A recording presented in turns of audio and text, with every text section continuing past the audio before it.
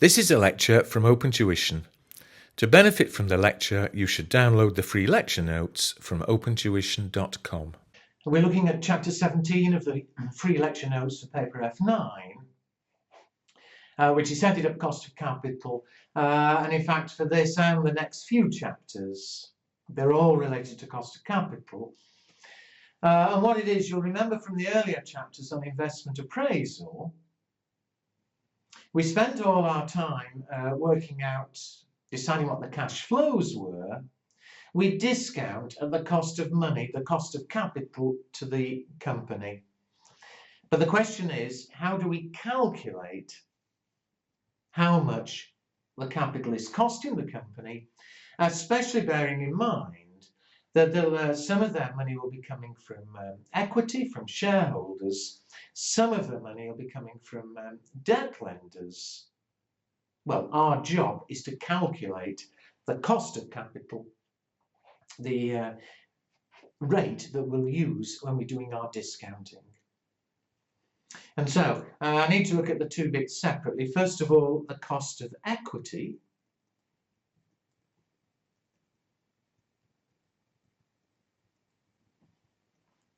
And the reason there's a cost attached to equity is, of course, if we borrow money from shareholders, not borrow, if we get money from shareholders, they'll be expecting a dividend. And if we raise more money from shareholders, we'll have to pay out more dividend. Well, that's equivalent in a sense to the interest. And if shareholders want a return of, let's say, 10%, the company's got to give them 10%. The rate that companies got to give them depends on the rate that they require. And how can we work out what rate the investors require? Well, effectively, we apply what we did in the last few chapters the other way around. Let me show you what I mean.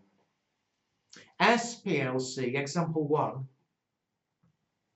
SPLC has in issue $1 shares with a market value of $2.40 per share. A constant dividend of 30 cents per share has just been paid. And the question says, first of all, what is the shareholder's required rate of return? Well, effectively, we are doing what we did before, as I say, backwards. Why is the market value 240? It's because shareholders have said, we expect to get 30 cents a year dividend. What rate of return do we want? The two together gives us the market value. Here we just do it the other way around. And we say, well, the shareholders' required return, if they're happy to pay $2.40 to get a return of 30 per annum, it must mean that they're requiring a return of 12.5%. Because if they wanted 15%, they'd have fixed the market value lower. If they'd have been happy with 10%, the market value would have been higher. They were prepared to pay $2.40 because they expected 30 cents a year and they required a return of 12.5%.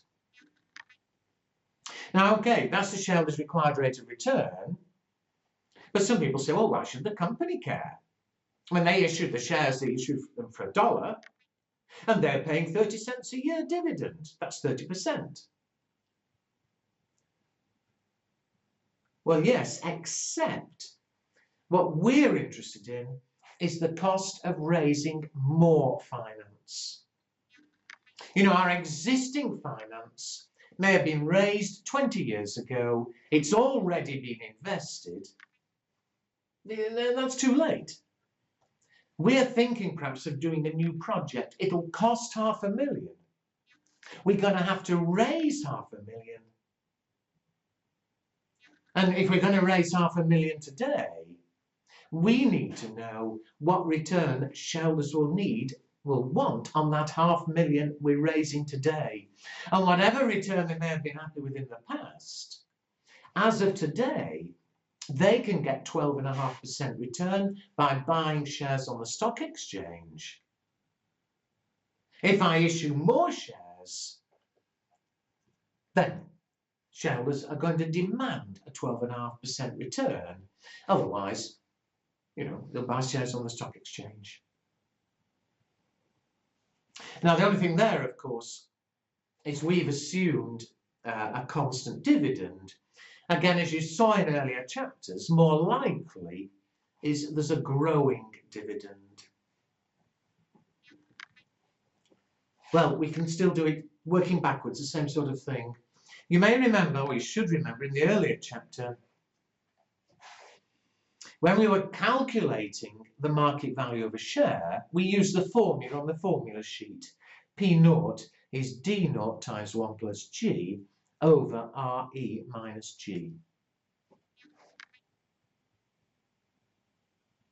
Well, that formula is given on the formula sheet, and we use that formula if we want to calculate the market value.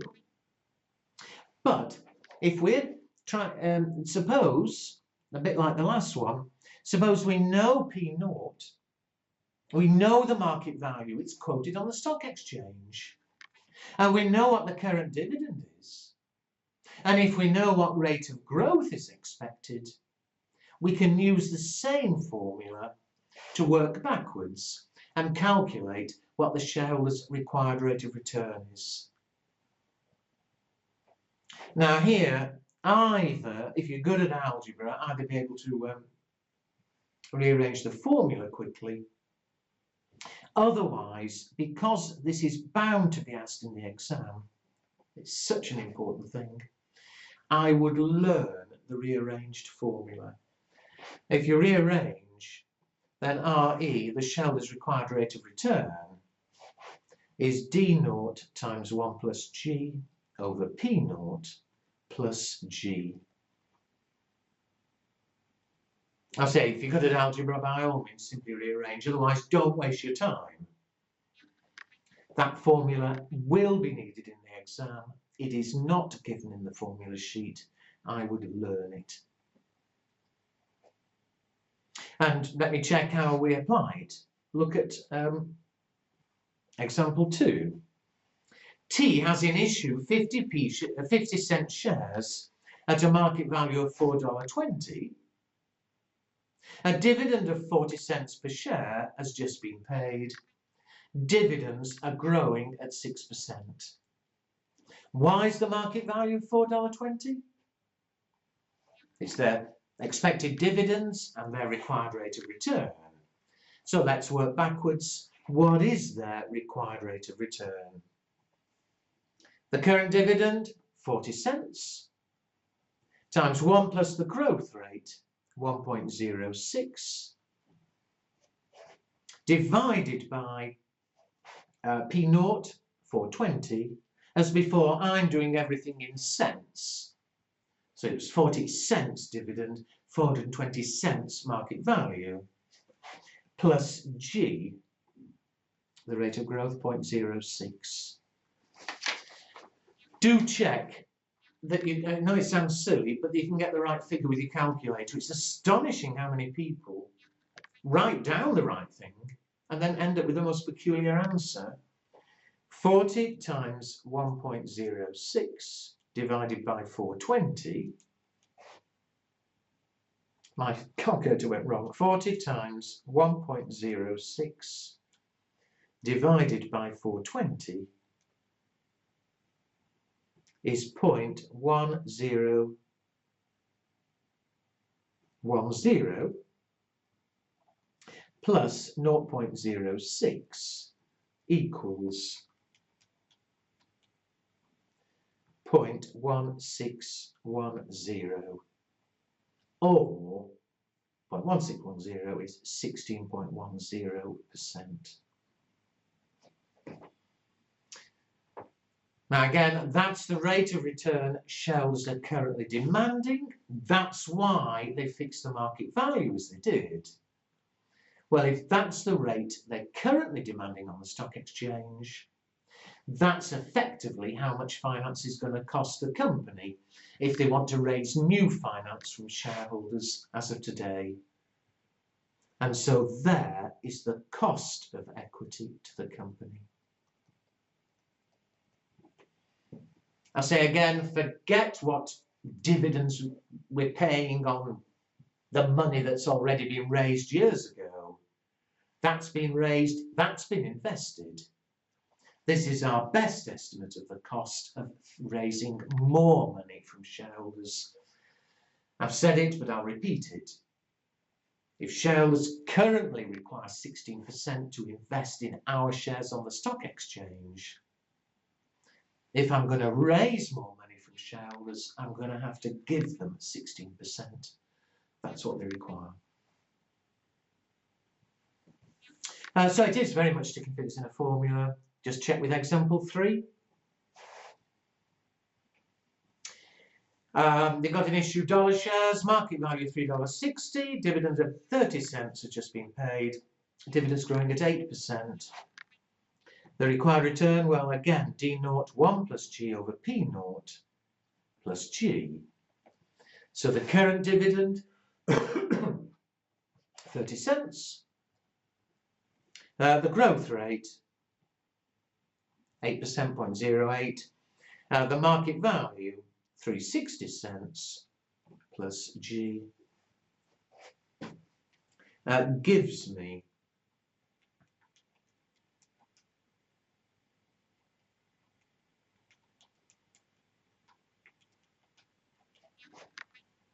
.17 or 17%. Two things. One, I should have perhaps mentioned before, generally in the exam, leave the calculation to 2 decimal places. Obviously, it's not relevant in the second example, 3. Secondly, unlikely to be relevant, but do remember that P0 is the ex-div market value. And so, without redoing it, in example 3, if it had said a dividend of 30 cents was about to be paid, well, if the cum-div market value is 360, the ex-div market value, we'd subtract 30 cents, and it's the ex-div value that you use in this formula. Okay, well, that's fair enough. And again, that will definitely be asked in the exam. There's absolutely no doubt. It's always there. And I've already said, if I were you, I would learn the formula. You won't have time in the middle of the exam to rearrange the P0 formula. There's one way in which you can make that a bit more interesting, which is to do with the growth rate. In all those, both those examples we've just done, you were told dividends are growing at 6%, at 8%. And very often he does tell you the rate of growth. However, he can expect you to estimate the rate of growth, which you'll then use in the formula. And there are 2 ways he can ask you to do it. The first, perhaps the most obvious, is to look at past dividend growth.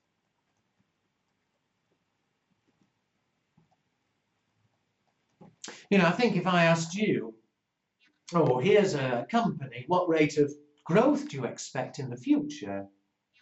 You'll probably look back and say, well, in the past it's been about 3% a year. Fine, let's assume it's 3% a year in the future. And so that's what's happening here.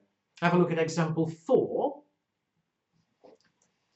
It's now the year 2001, and X has paid out the following dividends in past years. In 96, they paid 28,000. In 97, 29,000. 98, 32,000. 99, oh, it went down a bit, 31,000. And 2000, 33,000.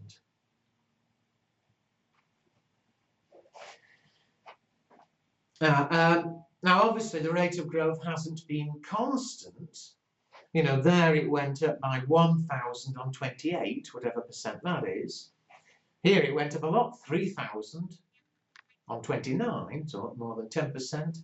Here it went down a bit, it was negative growth. Here it went up by 2,031. So the rate of growth changes each year. We want the average rate of growth over that period. Now, in fact, you can work out the growth each year and take an average, but it's what we call a geometric average. You multiply together and take a root. And in fact, there's no need. All we do is this, and watch me carefully, because it's very hard for me to write this as a formula. We take the earliest dividend, which is 28,000. Now we're after the average growth rate. So if the average growth rate was G, then surely you'd be expecting on average that after 1 year, it would grow to 28 times 1 plus G.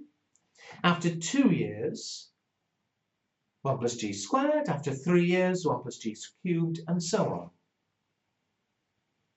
Well, how many years growth have there been here on the information we're given?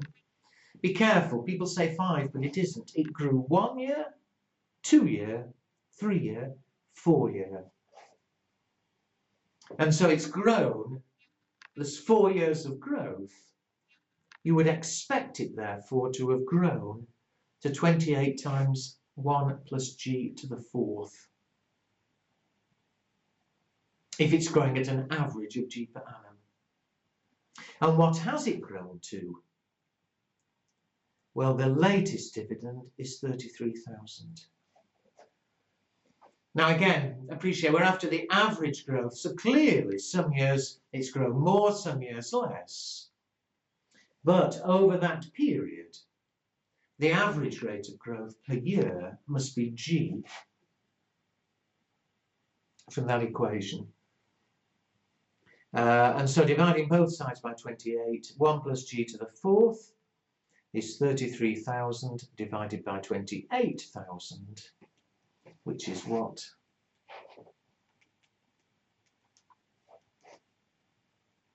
1.178571, whatever. It's better to leave that in your calculator. 1 plus G, therefore, must be the 4th root of that.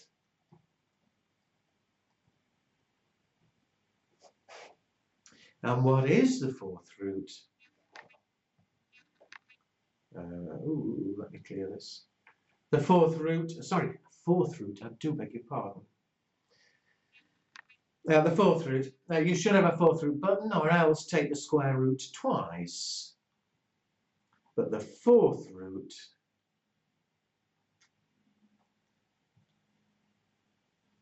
of 1.17857 is 1.04193. G, therefore, that minus 1 is 0.04193, or 4.193%. So do make sure, I mentioned earlier somewhere, you do have to have a scientific calculator. Make sure you can use it. 4th root isn't square root twice, if you find that easier. But there's no reason why I couldn't give you one with 3 years growth, 5 years growth, 3rd root or 5th root. But there we are. So there's the growth rate, which you would then use in the formula we had earlier for the cost of equity. Anyway, that's one way you can actually to estimate growth. Look at past growth and assume that will continue in the future. The other, though, is something called RB growth.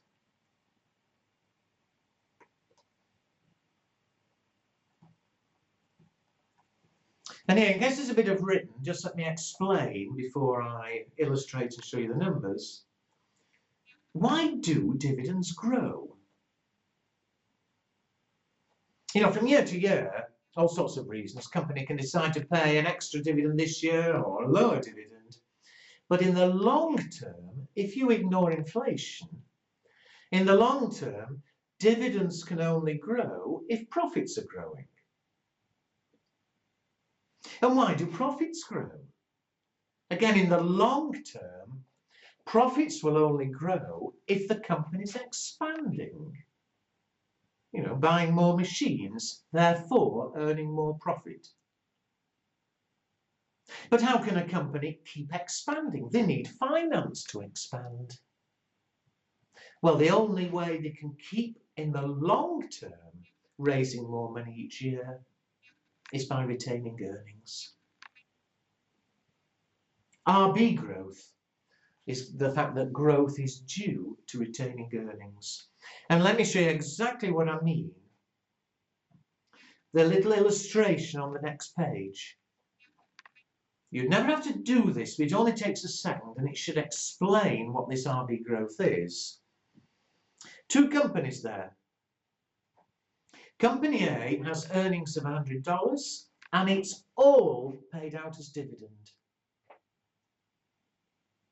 So they've got nice big dividends, but if they're not retaining, they've no money to expand, and there's no reason why the earnings should increase. So if you're giving it all as dividend, you've got a nice high dividend, but there is no growth. But look at company B. As of now, they've got the same earnings,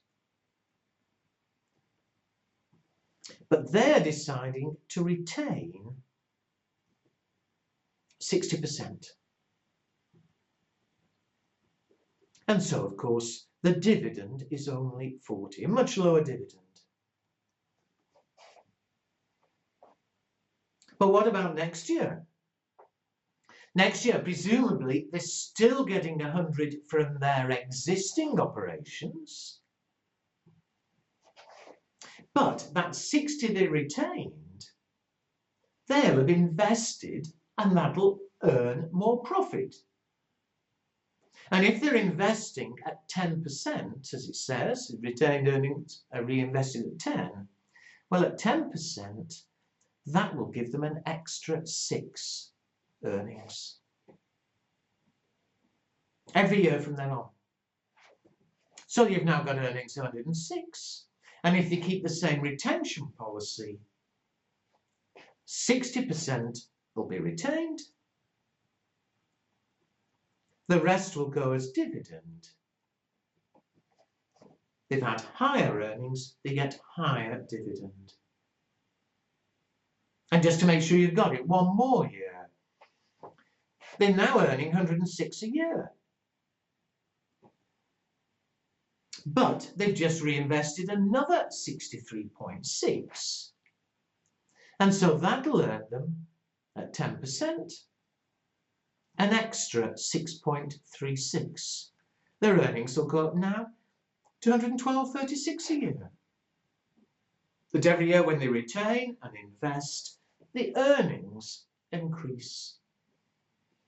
And if they keep the same retention policy of 60%, they'll be retaining 67.416. The dividend goes up yet again. And so see what's happening. Because they're retaining earnings, they're expanding the company, their profits increasing each year. And if the profits are increasing each year, so too the dividend will increase each year. Company B has a much lower dividend, but they've got a growing dividend. We've got this growth. And with the growth, you can work it out yourself. 2.4 on 40. That year it grew by 6%. The next year, it's gone up by 2.544 on 42.4. Again, 6%. And by all means, try a third year and see what happens, provided they keep the same retention policy that they always retain 60%. And provided they're able to reinvest it at here 10%, then the growth will be 6% per year. And we can forecast it. The growth rate is R times B, where B is the proportion retained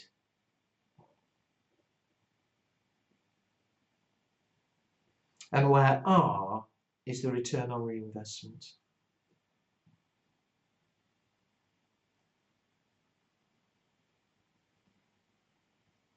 And so for this little illustration, it's there at the bottom anyway, but they're getting a return of 10%, they're retaining 60%, the growth will be 6% per year.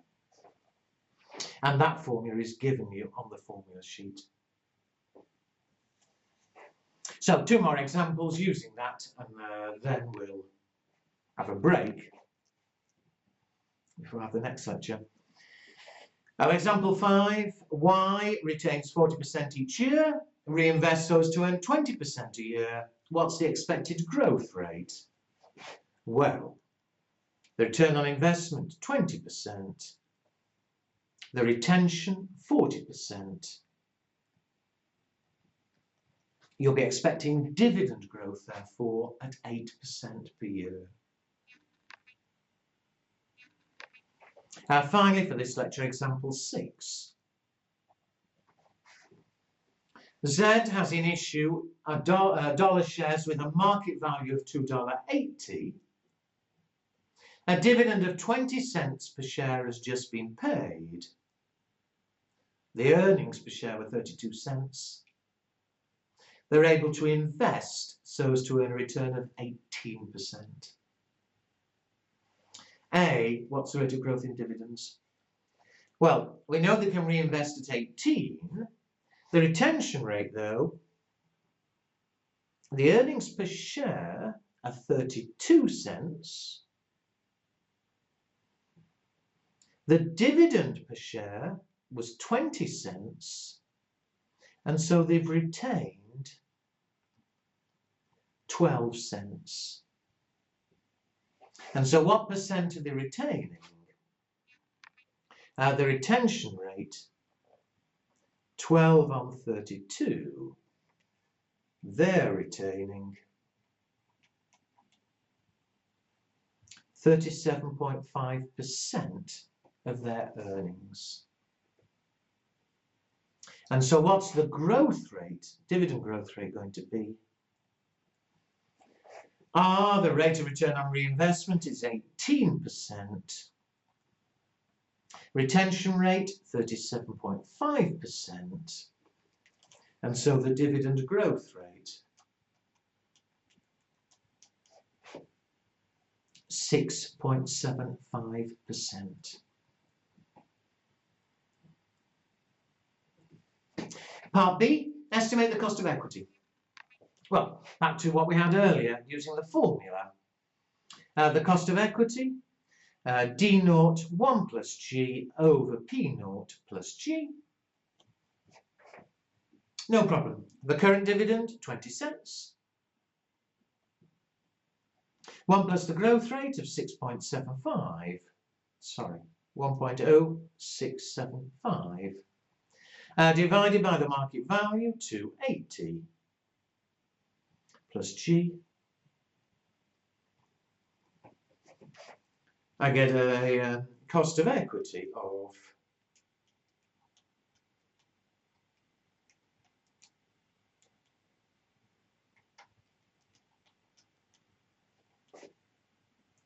14.375. I've said before, you'll always in the exam be required to use that formula, and usually several times in the exam. Sometimes he tells you the growth rate, other times he expects you, depending on the information given obviously, to either use past dividends or to use the RB model. Finally, a little extra I threw in here. Estimate the market value per share in 2 years.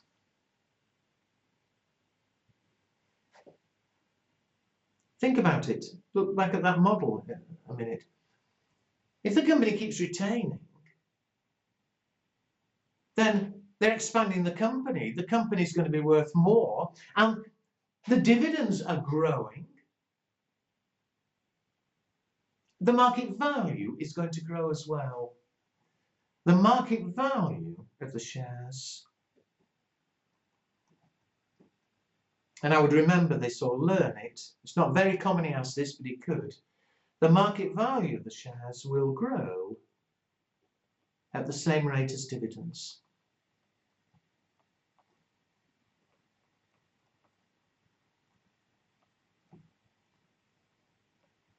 Think about it.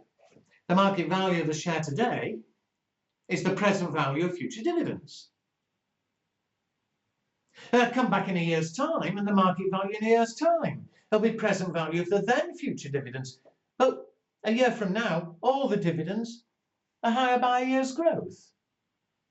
As the dividends grow, the market value will grow. The market value currently is $2.80. Dividends are growing at 6.75% a year, and therefore, so will the market value of the shares. In 2 years' time, 2 years' growth, 1.0675 squared, gives me an expected market value of, to the nearest cent, $3.19.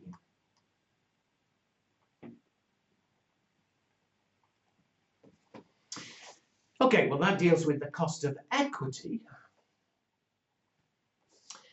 The other bit is cost of debt. Well, the lecture's getting too long. We'll stop this one here. In the next lecture, we'll look at the cost of debt.